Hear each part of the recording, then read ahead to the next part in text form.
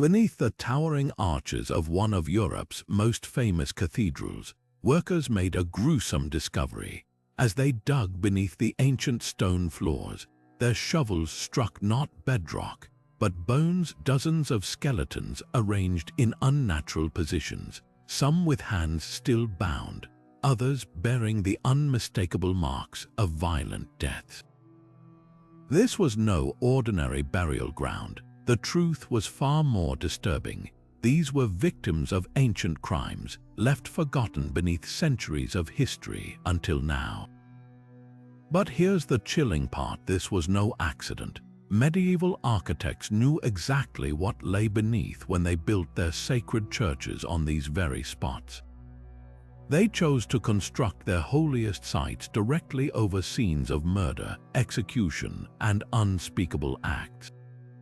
Why? What dark purpose could this possibly serve? Was it an attempt to cleanse the land, a way to harness the lingering energy of the dead, or something even more unsettling? The answers lie hidden in the stones themselves, in the strange patterns of crypts, the placement of relics, and the whispered legends passed down through generations.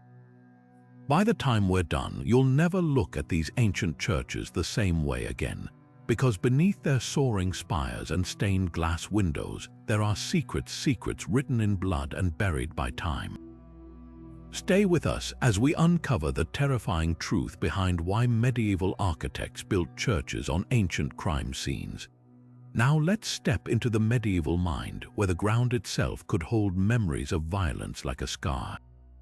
The architects of these sacred spaces weren't just building churches, they were performing spiritual surgery on the land. They believed violent deaths left behind something far worse than physical remains. The very earth where blood was spilled became what they called blood ground, a place tainted by the echoes of suffering. This wasn't just superstition, it was a fusion of ancient pagan fears and Christian urgency. Long before cathedrals rose, pagan traditions warned that unquiet spirits clung to sites of murder, poisoning the land with their rage. When Christianity spread, it didn't erase those fears, it weaponized them.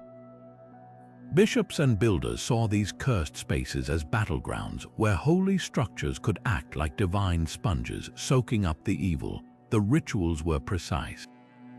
Consecration wasn't just about blessings, it was a full-scale exorcism of the earth itself. Holy water wasn't sprinkled, it was poured into the soil like a disinfectant. Relics weren't merely displayed, they were buried like spiritual landmines set to detonate against lingering darkness. And the architecture, every arch, every crypt, every altar was placed like a chess piece in a game against the dead. But here's what's chilling: this wasn't just about cleansing. Some texts suggest they wanted to trap that energy, to use the violence of the past as a foundation for sacred power. It's as if they believed the screams of the dead could be repurposed, like turning poison into medicine. The deeper we dig, the clearer it becomes. These churches weren't just built on crime scenes. They were built because of them, and when we examine the next piece of this puzzle, Westminster Abbey's hidden execution ground, you'll see exactly how these theories played out in stone and bone.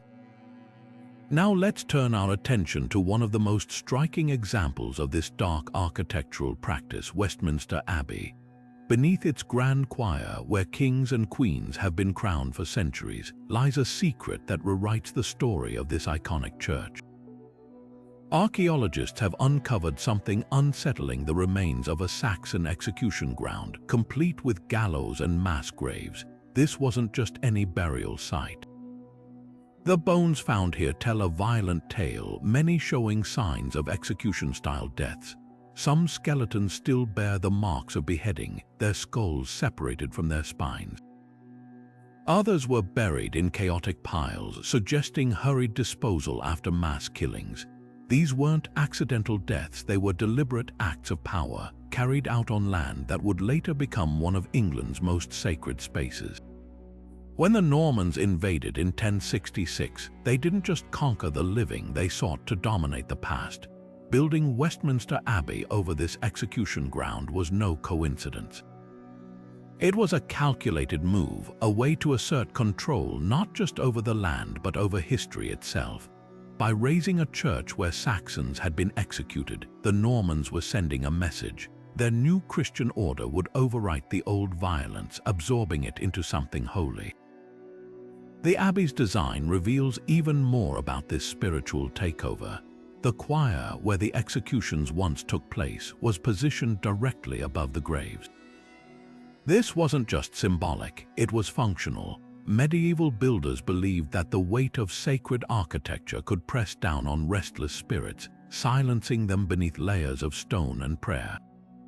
The high altar, placed precisely where the gallows once stood, acted as a spiritual seal, transforming a place of death into a site of worship. But the most chilling detail: the Norman architects didn't just build over the bloodshed, they incorporated it. Some relics buried beneath the Abbey's foundations were placed in direct contact with the execution soil, as if using the violence of the past to amplify the church's sacred power. It's a haunting reminder that for medieval builders, even the darkest history could be repurposed in the name of faith. And as we'll soon see, this wasn't an isolated case. The same patterns emerge beneath Notre-Dame, where Gothic arches rise over something far older and far more sinister. But how exactly did medieval architects pull off this eerie transformation? The answer lies in their sophisticated techniques, what we might call architectural exorcism. These builders didn't just slap a church over a crime scene and hope for the best. They engineered every detail to contain, redirect, or even weaponize the dark energy lingering beneath the stones. Take crypt layouts, for example. Beneath many crime scene churches, you'll find labyrinths of underground chambers, not just for storage, but as spiritual traps. The twisting passages were designed to confuse and disorient restless spirits, preventing them from rising into the main worship space. Some crypts even featured spirit gates, narrow openings lined with iron nails or carved with protective runes, acting like filters to block malevolent forces. Then there's the strategic placement of relics. Medieval builders often buried saints' bones directly above mass graves or execution sites, creating a kind of spiritual counterweight.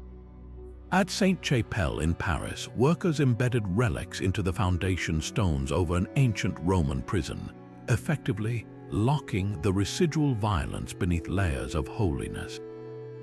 The closer the relic was to the crime scene, the stronger its neutralizing effect, or so they believed. Altars, too, were precision tools in this supernatural architecture.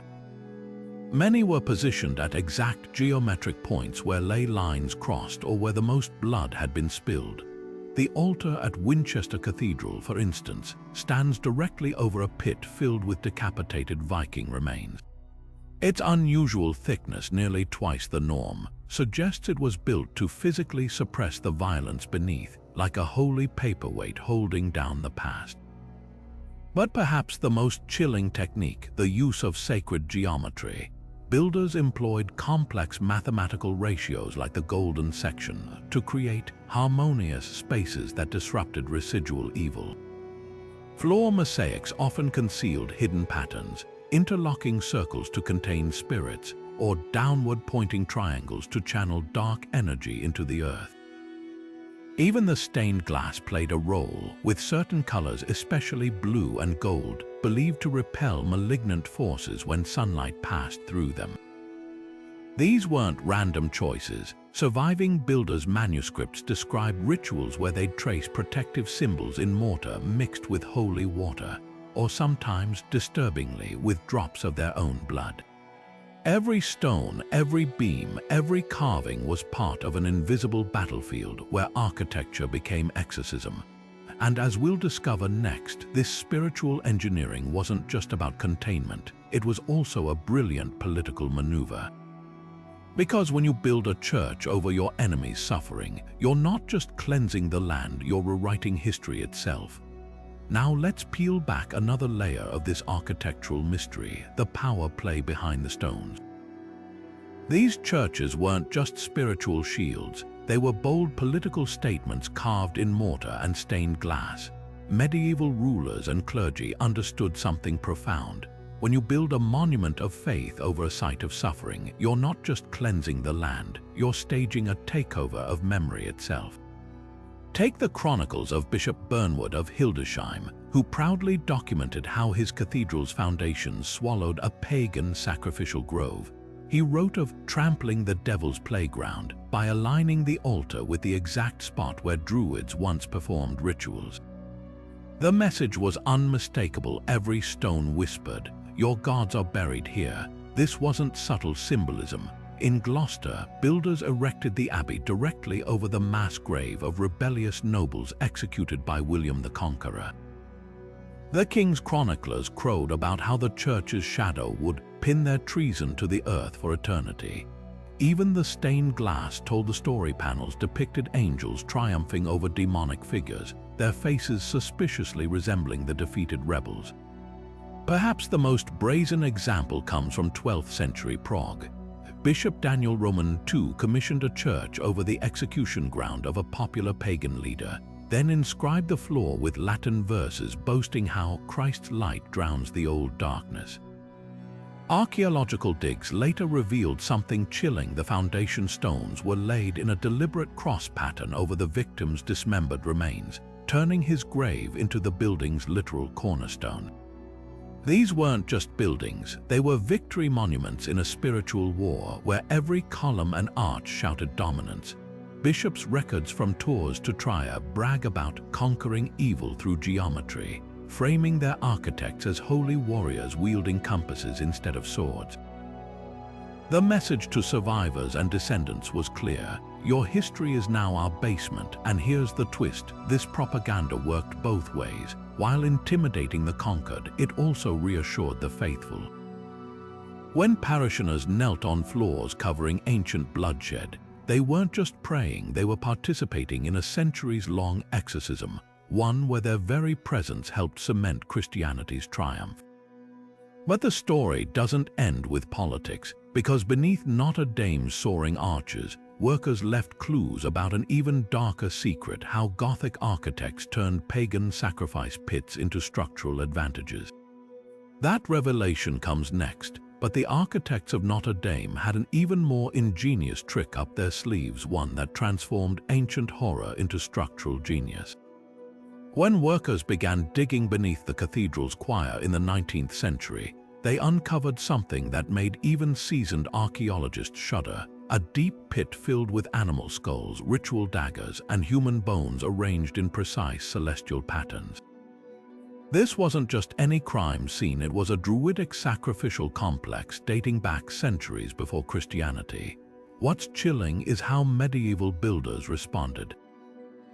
Instead of avoiding the cursed site, they engineered their masterpiece directly over it, turning pagan geometry into sacred architecture. Those iconic flying buttresses. They weren't just aesthetic marvels, each one was strategically positioned to intersect with the original sacrificial altars below. Modern laser scans reveal an uncanny alignment. The buttresses' weight-bearing points correspond exactly to where Druids once placed ceremonial stones, effectively pinning the old rituals under Christian engineering. Even the cathedral's famous rose windows play a part. Researchers using light projection technology discovered that at certain solstices, the stained glass casts colored beams that trace the exact dimensions of the ancient pit beneath. It's as if the medieval architects created a divine overlay, a luminous cage of sanctified light to contain whatever darkness lingered below. But here's the most startling detail. When archaeologists analyzed the mortar near the foundation, they found traces of consecrated salt and crushed relics mixed into the binding material, a clear attempt to spiritually fortify the structure. Manuscripts from the era even describe bishops performing midnight blessings where the pit was located, declaring the site sealed by sacred geometry. Notre-Dame's secret isn't just about burying the past, it's about harnessing it. Those Gothic architects didn't fear the pit's energy, they channeled it, using the very bones of paganism to elevate their cathedral both physically and spiritually. And if you listen closely during Paris' quieter nights, some claim you can still hear the difference where other churches echo with hymns. Notre-Dame's stones seem to whisper an older, darker psalm. Now let's turn our attention to something even more unsettling: the way medieval architects played with the very alignment of their churches to keep the dead at bay. When excavators began studying the foundations of these sacred structures, they noticed something bizarre. The bodies buried beneath weren't just randomly placed, they were often arranged in specific, sometimes even ritualistic positions. But here's the twist: the churches built above them were deliberately rotated, their axes skewed just enough to break any direct alignment with the corpses below. This wasn't an accident. Medieval builders believed that the dead, especially those who met violent ends, could exert influence over the living if their remains lined up with the sacred spaces above. By rotating the church's axis, they created a symbolic barrier, a spiritual misdirection that prevented restless souls from rising through the floors and disturbing the congregation. Imagine it like a cosmic game of avoidance, where every degree of rotation was a calculated move to keep evil at bay. Take the case of St. Michael's in Vienna. When archaeologists mapped the crypt beneath the altar, they found a mass grave of plague victims, their bodies arranged in a star pattern, but the church above. Its nave was twisted nearly 15 degrees off-center, ensuring that no worshipper would ever stand directly above the dead. Even more chilling, the altar itself was placed where the victims' heads would have pointed, a deliberate act of spiritual redirection, as if to say, their suffering ends here. And it wasn't just about rotation. Builders often incorporated winding staircases or labyrinthine crypts beneath the choir, further disrupting any straight path between the dead and the living. Some churches even had their floors slightly tilted, creating an imperceptible slope that symbolically drained residual energy away from the congregation. The message was clear. In the medieval mind, architecture wasn't just about beauty or function, it was a shield against the unseen. Every misaligned axis, every skewed floor, was a silent prayer carved in stone, ensuring that the horrors of the past stayed buried where they belonged. But here's where things take an even darker turn. What if the blood spilled on these grounds wasn't just something to be cleansed, but actually harnessed? Medieval builders didn't just see violence as a stain to purify. Some believed it could be a source of power, a spiritual foundation to make their churches even stronger. Ancient construction texts reveal a startling idea. The energy left behind by violent deaths could be channeled like a dark current running beneath the stones. Workers reported strange phenomena during builds, tools moving on their own, whispers in unfinished crypts, even visions of shadowy figures standing where blood had once pooled. These weren't just ghost stories. To the medieval mind, they were signs that the land itself was alive with unseen forces. Take the construction of Lincoln Cathedral in England. Chronicles describe how builders claimed to hear chanting from beneath the earth as they laid the foundation, a sound that grew louder when they worked near the site of an old massacre. Instead of fleeing, the architects leaned into it. They designed the crypt to amplify these echoes, embedding relics in the walls at precise intervals to tune the energy. The result, a space that worshippers described as humming with an eerie presence, as if the stones themselves were praying, and it wasn't just sound. Some churches incorporated blood-soaked soil into their mortar, mixing it with holy water as a way to bind the sacred and the profane. In Regensburg, Germany, workers spoke of a mysterious red tint seeping into the mortar at certain spots, later confirmed by modern tests to contain high iron levels consistent with ancient bloodshed. The builders saw this as proof they'd tapped into the land's hidden power. The most chilling accounts come from Masons' Guild records, where veterans warned apprentices about the hunger of the stones. Some claimed that churches built over execution sites demanded a toll. Workers who mocked the old blood would vanish, only to be found days later, their tools clutched in hands stiff with rigor. Whether superstition or something darker, one thing was clear: medieval architects didn't just build over crime scenes, they negotiated with them. This wasn't mere construction. It was alchemy, transforming violence into sanctity, fear into faith. And as we'll see next, some of these churches took that idea even further, using relics not just to purify, but to wage outright war against the darkness beneath their floors. Now let's turn our attention to one of the most striking examples of this dark architectural alchemy, the Cologne Cathedral in Germany. Beneath its soaring Gothic spires lies a secret that few visitors ever suspect. During excavations in the 19th century, workers uncovered a gruesome discovery: a deep well filled with the remains of hundreds of victims, dating back to a 12th century massacre. This wasn't just a forgotten tragedy. The cathedral's medieval builders knew exactly what they were building over. Historical records suggest this was the site of a brutal purge, where entire families were slaughtered and thrown into the well. But instead of avoiding the cursed spot, the architects did something astonishing. They designed the crypt to incorporate the well directly into the church's foundation, transforming it into what they called a holy drain. The idea was simple yet chilling. The well would act as a spiritual sink, funneling the restless energy of the dead downward, away from the living worshippers above. Modern archaeologists have found evidence of deliberate design choices around the well.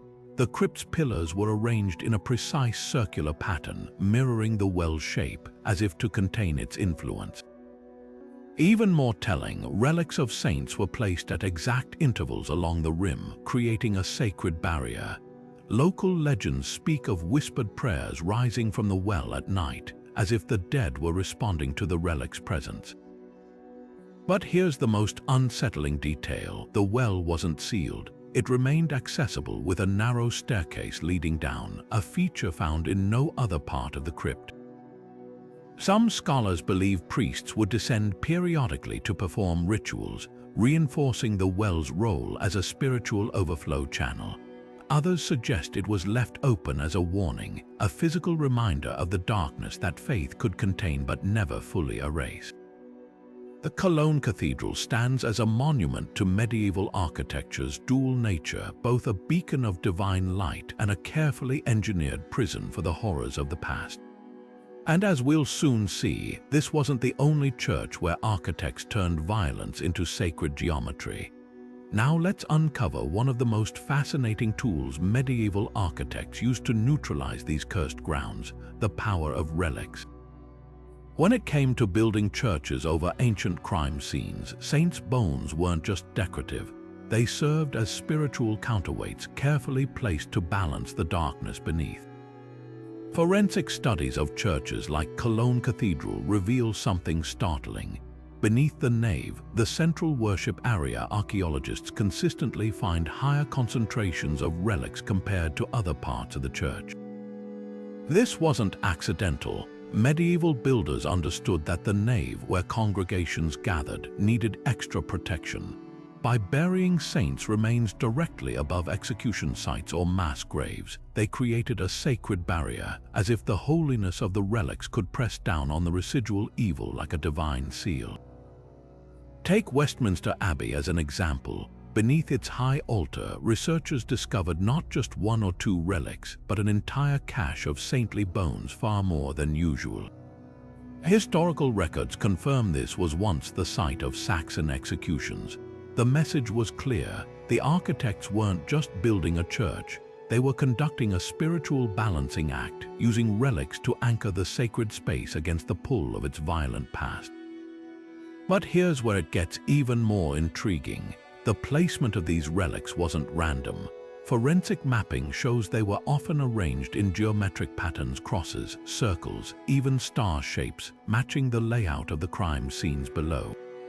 In some cases, relics were positioned directly above where victims' bodies lay, as if to pin their restless spirits in place, and the strategy seemed to work. Many of these churches report fewer ghostly legends than you'd expect, given their grim foundations. It's as if the relics acted like spiritual shock absorbers, soaking up the residual energy.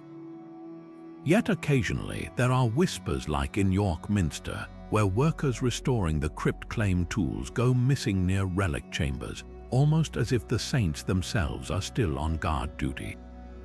This relic solution reveals a chilling truth.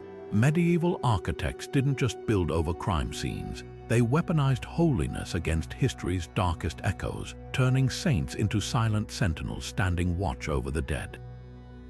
And as we'll see next, their methods didn't stop at bones, they etched protection right into the stone itself. But the architects didn't stop at relics. They waged a silent war against darkness through the very stones of these churches. Hidden in plain sight, carved into floor tiles, etched onto columns, and even woven into stained glass, were symbols meant to trap and neutralize the evil lingering beneath. Take a closer look at the floor of Chartres Cathedral. What appears to be simple geometric patterns is actually a carefully coded defense system. Researchers have found that churches built over crime scenes often feature labyrinthine designs, not just for decoration, but to confuse and contain restless spirits. The maze-like patterns act as spiritual snares, preventing malevolent energies from rising into the sacred space above. Then there are the columns. In ordinary churches, carvings might depict biblical scenes or floral motifs. But in places like Durham Cathedral, erected over a battlefield, the pillars tell a different story. Grotesque faces and twisted figures stare down from the stone, not just as decoration but as guardians. Medieval masons believed these unsettling carvings could scare away dark forces, acting like spiritual scarecrows. Stained glass played its part too. While most churches use vibrant windows to tell holy stories, crime scene churches often include hidden layers of protection. At Notre-Dame, certain panes contain subtle geometric patterns that, when sunlight hits just right, cast shadowy sigils across the floor, symbols once believed to seal away the violence of the pagan sacrifice pit beneath. The difference becomes stark when you compare these to ordinary churches. Standard designs focus on beauty and worship, but in churches built over bloodshed, every detail served a dual purpose: to inspire the faithful and imprison the past. And perhaps the most chilling evidence, many of these symbols align perfectly with the crime scenes below. Thermal scans at York Minster reveal cold spots where column carvings directly overlay Roman torture devices, as if the stone itself still holds the echo of suffering. This wasn't just architecture, it was a form of spiritual engineering where every chisel mark and brushstroke was a calculated strike against the darkness. And as we'll soon see, some builders took even more extreme measures, mixing their mortar with something far more unsettling than sand. Now let's step into one of the most striking examples of this architectural exorcism: Durham Cathedral. This Norman masterpiece wasn't just built for grandeur. It stands precisely where a brutal massacre once unfolded, a calculated move to reclaim the land from its violent past. When William the Conqueror crushed a rebellion in northern England, the battlefield became a place of deep spiritual unrest.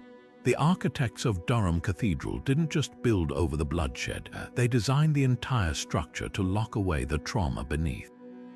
The cathedral's massive pillars were placed directly over mass graves, acting like spiritual anchors to pin the restless dead in place. But the most compelling proof of their success lies in the local legends. For centuries, visitors and clergy have reported eerie encounters, shadowy figures lingering near the crypt, disembodied whispers echoing through the nave. These aren't just ghost stories, they're echoes of the past trapped by the cathedral's careful design. Even the carvings on the columns seem to watch over the space, their grotesque faces serving as eternal sentinels against what lies below. Modern archaeologists have uncovered chilling evidence to support this. Ground-penetrating radar reveals disturbed earth beneath the cathedral's foundations, matching historical accounts of the rebellion's aftermath. And here's the eerie part: the cold spots detected in the crypt align exactly with the areas where the worst fighting took place, as if the stones themselves remember the violence.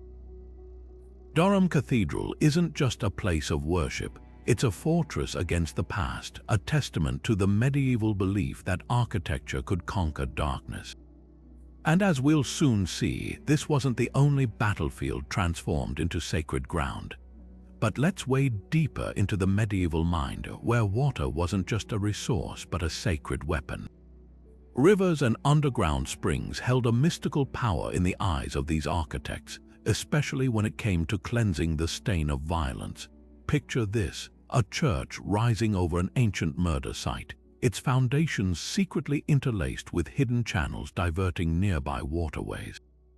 This wasn't accidental engineering, it was spiritual plumbing. Take the case of St. Magnus Cathedral in Orkney, built where Norse settlers once executed prisoners.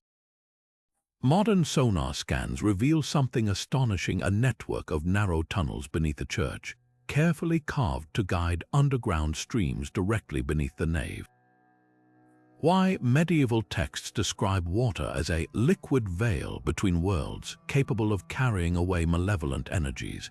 By channeling these hidden currents, architects believed they could literally flush evil from the land. Even more telling are the churches built at river bends like Prague's St. Vitus Cathedral. Historical records show its crypt was positioned where the Vltava River's current naturally eroded the bank, a spot locals avoided due to drownings and unsolved murders. But medieval builders saw opportunity in the rushing water. They designed the crypt floor with porous stones, allowing groundwater to seep through and carry off residual darkness. Today, thermal imaging shows colder, faster-moving water beneath these exact spots, as if the river still performs its ancient purification ritual. And here's the genius of their design: many of these water channels align with the church's baptismal fonts. A not-so-subtle message: just as holy water cleanses the soul, these hidden streams cleanse the earth. It's a chilling reminder that for medieval architects, every stone, every drop of water, was part of an invisible war against the past. Next, we'll uncover how they used something even more unexpected to trap evil: windows designed for the damned. Now, let's turn our attention upward, to the windows where light wasn't the only thing passing through. High in the shadowy naves of these crime scene churches, you'll often spot something peculiar: tiny, narrow openings barely wider than a hand. Medieval builders called them Judas windows, and their purpose was as chilling as it was ingenious. These weren't just architectural quirks, they were spiritual safety valves. Imagine a congregation gathered for Mass, unaware that beneath their feet lay unquiet bones. The Judas windows served as escape routes not for the living but for the damned.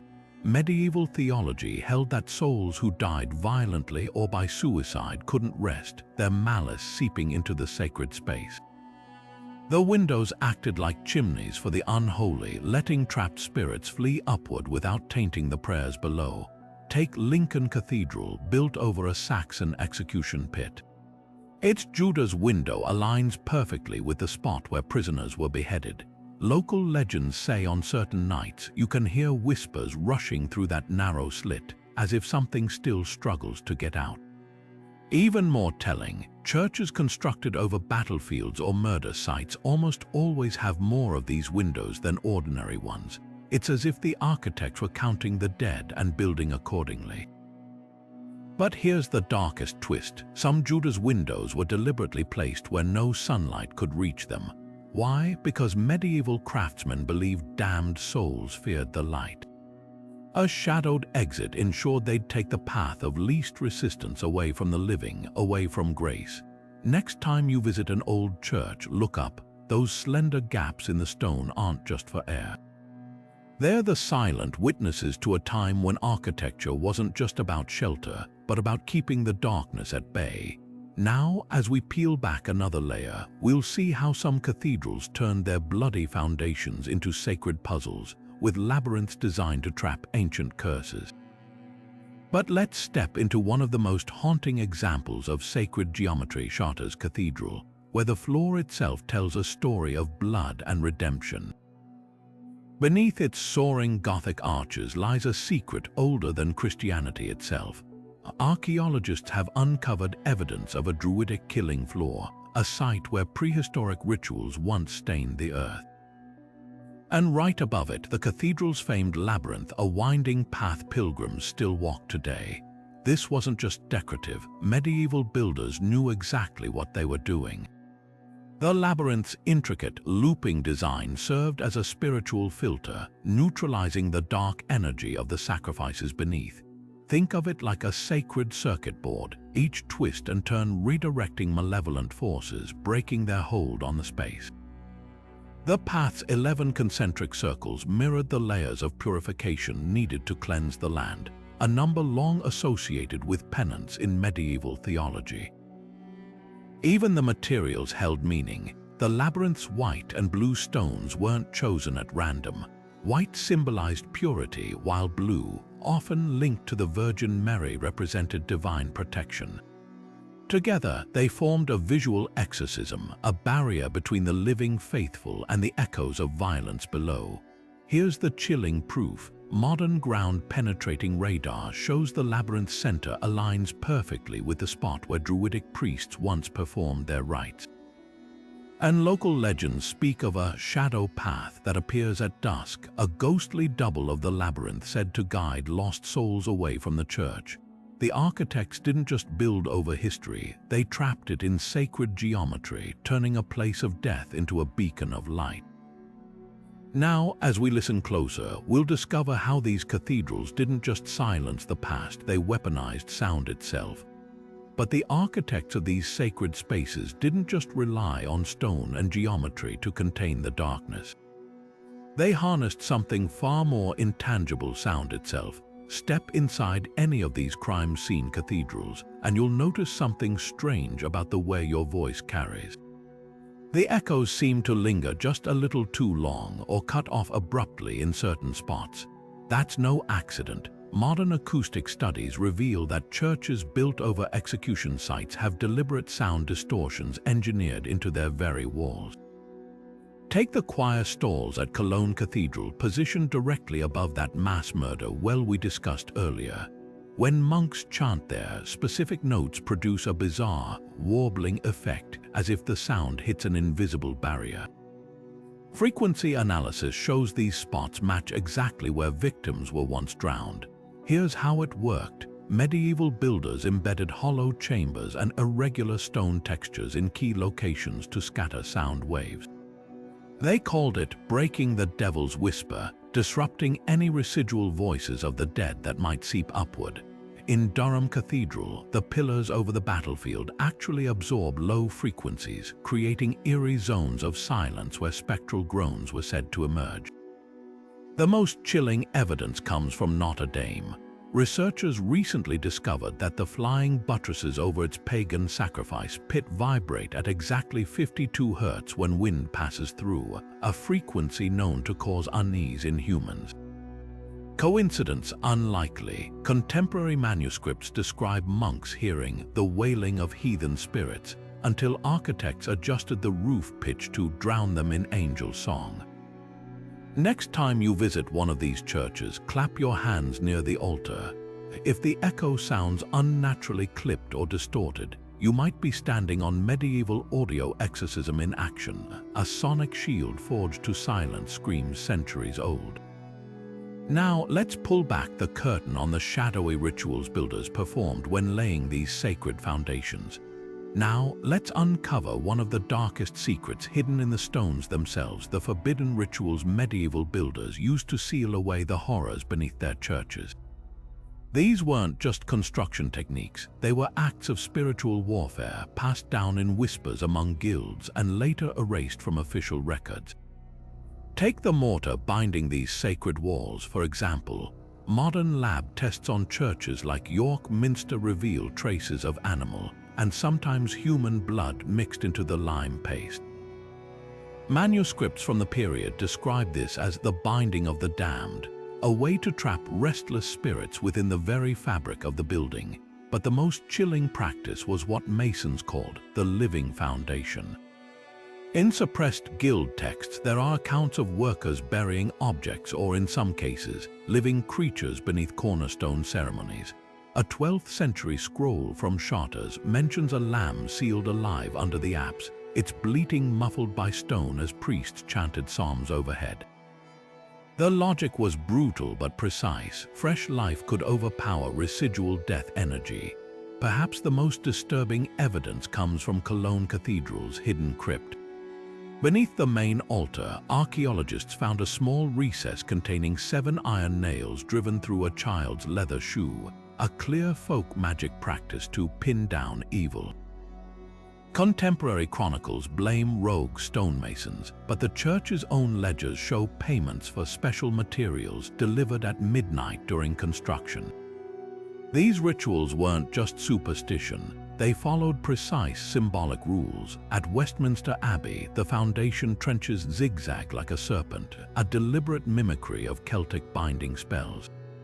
In Durham, workers placed horse skulls facing downward beneath the nave, a technique still used in rural England to absorb malicious spirits, the ultimate irony. Many of these purified sites became haunted anyway. Medieval ghost stories often pinpoint exact spots where builders performed these rituals, as if the cure itself left a scar. Next time you walk a cathedral's labyrinth, remember, you might be tracing the outline of a forgotten exorcism, one stone at a time, but the architects didn't stop at rituals. They also manipulated something far more fundamental, the very shape of sacred space itself. Now, let's step into the shadows of York Minster, where the stones tell a story far darker than its soaring Gothic arches suggest.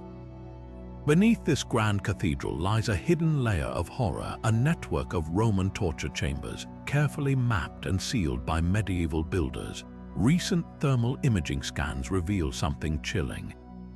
The cathedral's massive pillars aren't just architectural marvels, they're spiritual anchors, placed with terrifying precision directly over the spots where Roman torturers once worked. Cold spots detected by modern technology align exactly with the locations of ancient torture devices, as if the suffering imprinted itself into the very earth. Archaeologists uncovered iron shackles and blood grooves beneath the nave, confirming medieval builders knew exactly what lay below. But instead of avoiding these cursed grounds, they doubled down.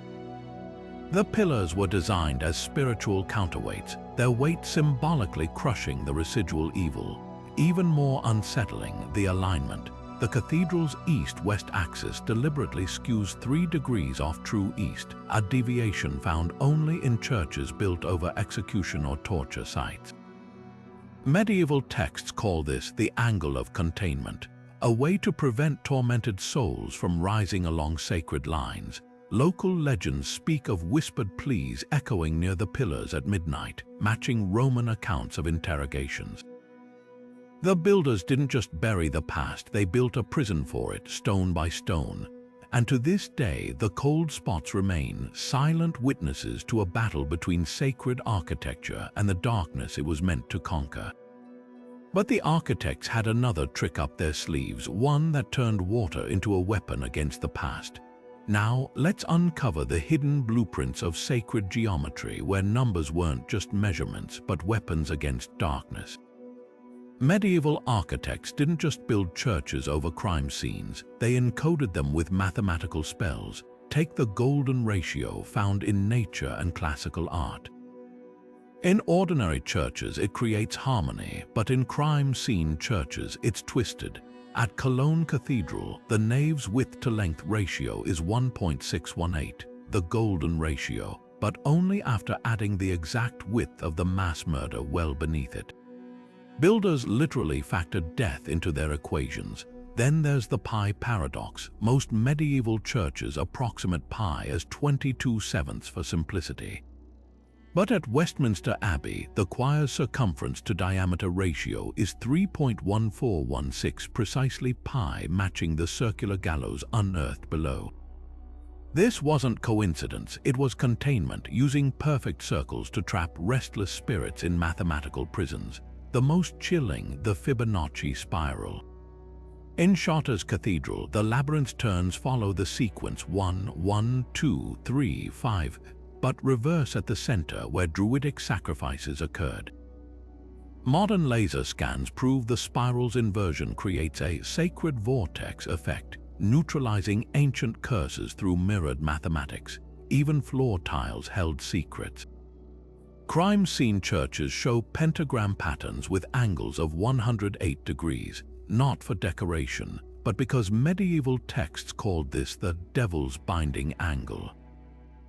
At Durham Cathedral, these tiles cluster above the battlefield's bloodiest spots, forming invisible cages in stone. The message is clear: every column, every arch, every tile was a calculated strike against the past.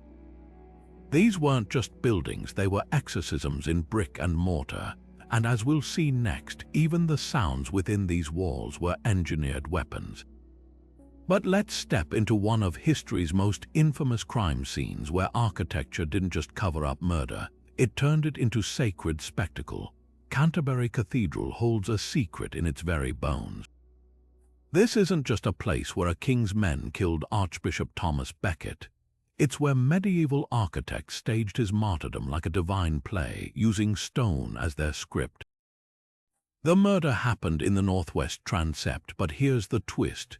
The builders didn't hide the bloodstains, they framed them.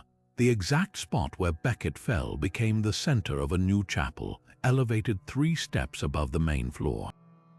Pilgrims had to climb to reach it, physically reenacting the ascent to holiness with every visit. Then there's the lighting. A narrow window aligns with the winter solstice sunrise, casting a single shaft of light across the murder site at noon, the exact hour Becket died. Modern laser scans show the window's angle was adjusted by 2 degrees from the original design, proving this wasn't chance. It was celestial choreography, turning sunlight into a spotlight for martyrdom. But the real genius lies underground. The crypt beneath Becket's shrine mirrors the murder scene above, but inverted. Where the chapel has 3 steps up, the crypt has 3 steps down. Excavations reveal the lower steps are made from stone quarried from the assassin's family lands, a literal foundation of guilt. Even the acoustics play their part. Sing a chant at Becket's shrine, and the sound ricochets off a hidden concave wall, creating an echo that lasts exactly 4 seconds, the time it took for the fatal blow. Monks recorded this in the 12th century, calling it the martyr's whisper. This wasn't just architecture, it was theater, turning regicide into reverence, violence into veneration.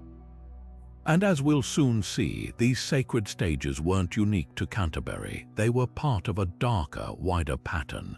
Now let's bring this mystery into the modern lab, where science is peeling back the layers of medieval secrets. Ground-penetrating radar has become our time machine, revealing hidden truths beneath these sacred floors. Take Westminster Abbey. Scans show the builders didn't just place the choir over an old execution site. They aligned its columns with the precise spots where gallows once stood, as if drawing a spiritual grid over the violence. Chemical residue analysis adds another layer to the story. At Cologne Cathedral, scientists detected iron and phosphorus concentrations in the foundation, stones, traces of blood, and bone from a 12th century massacre. But here's what's chilling. The highest levels match exactly where the altar was placed, proving medieval architects didn't just know about the crime scene. They used it as a blueprint. Then there's thermal imaging at York Minster, uncovering cold spots that align with Roman torture devices buried beneath. The cathedral's pillars, they're not just supporting weight, they're pinning down those dark energies, with each one positioned directly over an ancient torture rack. Builders left no records of these placements, but the stones remember. Perhaps most startling is the laser mapping of Chartres Cathedral, its famous labyrinth. The pattern isn't just decorative. Scans show it mirrors the layout of a druidic sacrificial pit beneath, with every twist and turn designed to counteract the ancient curse. Modern tech confirms what pilgrims once felt, that these spaces weren't just built over history, they were engineered to control it. So next time you walk into one of these grand cathedrals, remember, the walls aren't just whispering prayers. They're replaying crime scenes, with every stone placed by architects who worked like forensic detectives long before the science had a name. But beyond the spiritual engineering, these churches served as brutal psychological weapons. Imagine standing in the shadow of a towering cathedral, knowing it was built directly over the graves of your ancestors or fallen rebels. That wasn't just architecture, it was a message carved in stone. Take Durham Cathedral, erected where Norman forces slaughtered Anglo-Saxon rebels. The bishops didn't hide its origins. They preached sermons from the pulpit, warning that dissenters would join the cursed souls beneath their feet. Surviving manuscripts describe how priests would point to the floor during Mass, declaring, "Hell yawns below for traitors." In Paris, the construction of Notre-Dame over a pagan sacrifice pit was no secret. Church leaders staged processions where converts walked across the buried altars, symbolically crushing the old gods. Records show bishops boasting that the cathedral's weight would press pagan wickedness into oblivion. The most chilling examples come from Cologne. After the massacre of Jewish residents in the 12th century, the archbishop ordered the new cathedral's foundations laid over their homes. His chronicle brags that the stained glass windows depicting saints trampling demons were positioned to cast colored light onto the exact spots where victims fell. This wasn't just about reclaiming land, it was architectural theater designed to break spirits. Every flying buttress looming over a mass grave, every altar placed on an execution site, whispered the same threat: resistance is futile, and even your bones will serve our faith. The stones themselves became preachers, delivering sermons of submission that lasted centuries, and the strategy worked. Folk tales from York to Chartres speak of locals avoiding certain church walls at night, fearing the ground itself might remember its bloody past and take revenge. The architects didn't just build over history, they weaponized it. But here's the cruel twist: some of these sacred structures, built to cleanse the land of violence, became crime scenes all over again. Take sanctuary violations, where churches meant to offer refuge instead became stages for bloodshed. In Canterbury Cathedral, the very spot where Thomas Becket was martyred became a magnet for further violence as rival factions clashed over his legacy.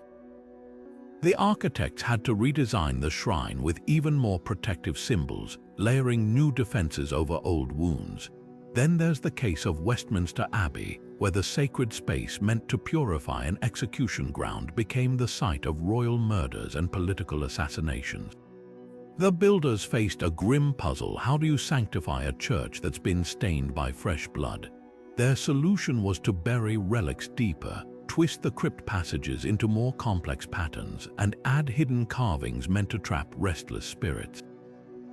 The most haunting example comes from Cologne Cathedral, where the archbishop's grand vision of spiritual conquest backfired. The same stained glass windows meant to glorify saints became targets during riots, shattered by mobs who saw them as symbols of oppression. Each new act of violence forced architects to rethink their designs, piling sacred geometry on top of sacred geometry in a desperate bid to contain the chaos. These churches became palimpsests of horror, each generation adding new layers of spiritual armor over old scars. The irony: the very buildings meant to erase the past ended up writing new chapters in blood, proving that some stains can never fully be washed away. Now let's turn to the whispers of the past that still linger in the air around these haunted churches. While official records may have faded, the folk memories of local communities have kept the truth alive in ways that modern archaeology is only beginning to confirm. Take the village of Chartres, where for centuries farmers spoke of a cursed hollow beneath the cathedral, a place where ancient druids performed unspeakable rites. When archaeologists finally excavated, they found human remains arranged in ritual patterns, matching the exact descriptions passed down through generations of oral tradition. In York, stonemasons working on the minster's restoration would tell newcomers to avoid the crypt's northwest corner after sundown, claiming it was where Roman torturers once worked. Thermal imaging later revealed inexplicable cold spots in that very spot, aligning with the locations of unearthed iron shackles and blood-stained stones. The builders knew, not from books but from stories whispered over ale in dimly lit taverns. Perhaps the most striking example comes from the Black Forest, where grandmothers warned children not to play near certain old chapels, insisting the ground was hungry for the wicked. Ground-penetrating radar recently uncovered mass graves beneath those very chapels, victims of medieval witch trials, their identities preserved not in court documents but in lullabies and cautionary tales. These folk memories aren't just ghost stories, they're living archives preserving details too grim for ink and parchment. When a Durham fisherman describes hearing phantom battle cries near the cathedral at dawn, he's echoing a truth buried for 900 years, one that ground-penetrating radar now confirms lies beneath the foundations. The past refuses to stay silent, and sometimes the best historians aren't scholars with scrolls, but grandmothers with warnings. So where does this leave us after peeling back the layers of these sacred crime scenes? The evidence paints a haunting picture. Medieval architects weren't just master builders, they were spiritual detectives, forensic experts of the unseen. They mapped bloodstains like blueprints, channeled trauma into towering stone, and turned execution grounds into altars. Every crypt placement, every relic buried beneath the nave, was a calculated act of containment, a battle against the echoes of violence seeping up from the soil. Yet here's the unsettling truth their craftsmanship forces us to confront. No matter how high the arches, how thick the walls, the past never stays buried. The cold spots in York Minster, the phantom cries near Durham, the cursed hollow under Chartres, they're all reminders that stone can't fully silence what happened beneath it. These churches stand as both monuments to faith and unintended memorials to the dead they were built to pacify. So I leave you with this question when you walk into a cathedral today, with its soaring ceilings and stained glass. Are you stepping into a sanctuary or the world's most elaborate tomb? If these walls could whisper, what stories would they tell? For those of you drawn to these shadows of history, I urge you to visit these sites yourself. Feel the weight of centuries under your feet, and if you crave more unraveled mysteries from the dark corners of the past, don't forget to subscribe and hit that notification bell. The next chilling revelation is always just one click away. Until then, keep looking down, because sometimes the most fascinating history isn't in the heights but deep below.